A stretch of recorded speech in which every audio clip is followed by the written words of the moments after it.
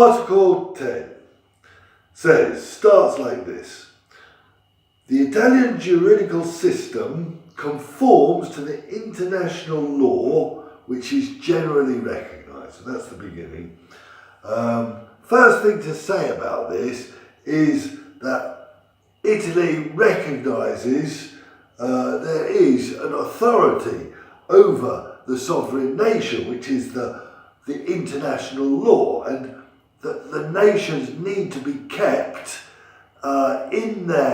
contained in their place and forced to respect rules which helps them live together as a community, as an international community. So we know from early on in the fundamental principles that Italy values community and so needs to respect rules. And this is very different from the past.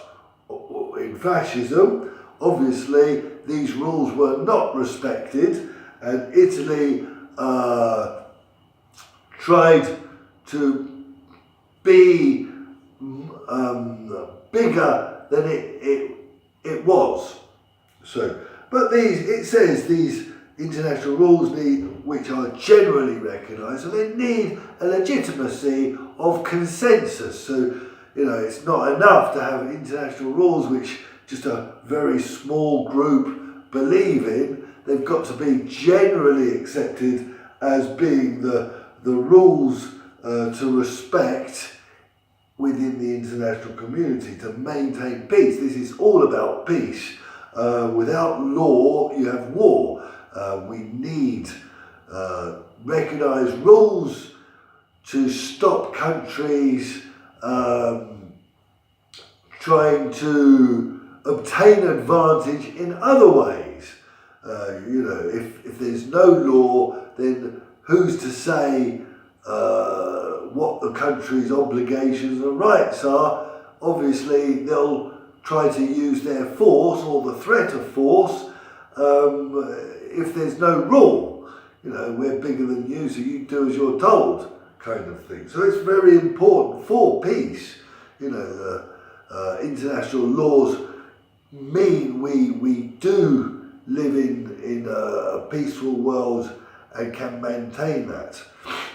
This article has been talked about by the Constitutional Court in that the Italian law must always respect the international law, and if it doesn't, if there's any law which is in contrast to the international rules, international law, that Italian law must be harmonised, so it must change, it must respect.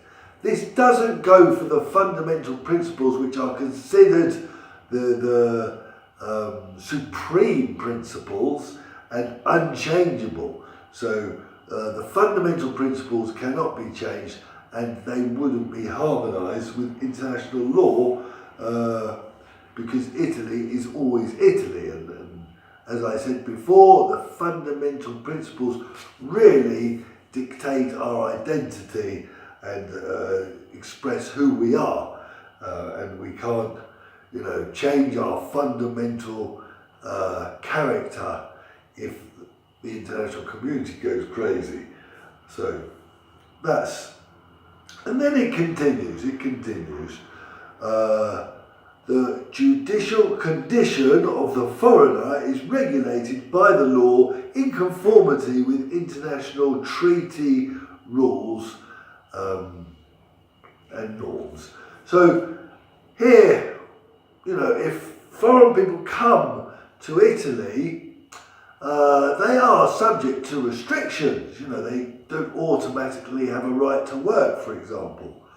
But this must be organised and regulated by the law and not, for example, by the public administration regulations or some inferior rule which is inferior to the law, the ordinary law made in Parliament or a decree made by the government or other sources of law, which must respect international treaties.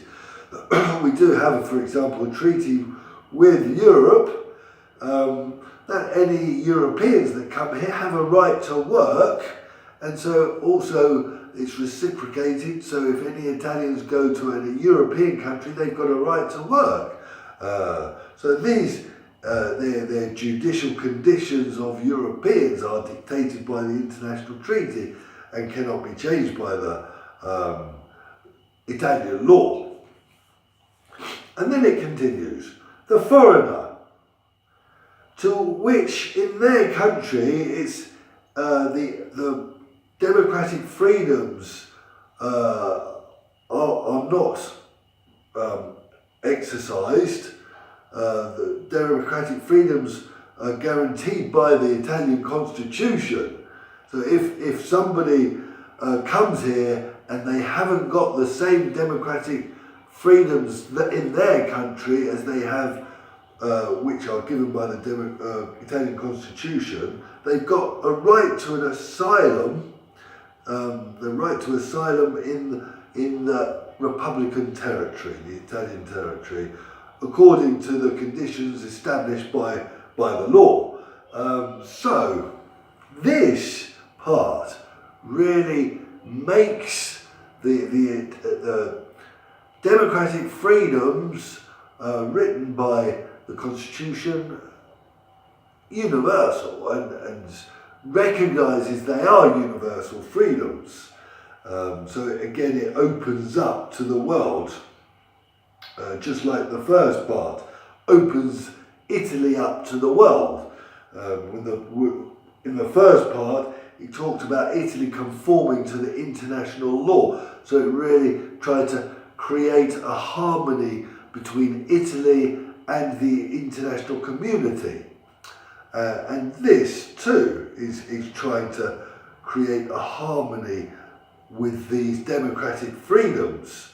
So this means anyone in the world, if they're in their country, if they can't protest, that's a democratic freedom, or they can't start a political movement to compete for power, etc., or they can't vote, they can come here and they get asylum, which is established by the Italian law.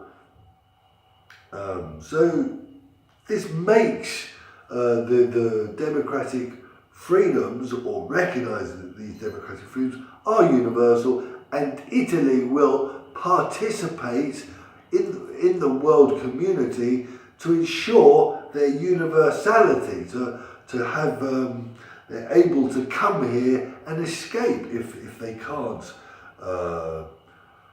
have these freedoms. Then the last part, it says it's not admitted extradition of a foreigner for political crimes. So political crimes, again, would be these abuse of democratic freedom. So if you're not allowed to speak against the government or protest, or they try to put you in prison because you're in opposition to the government, and you come here, we cannot send you back. It's against the law, against this constitutional article. So, that again says Italy will play its role in enforcing these universal freedoms and won't cooperate with any governments that abuse them.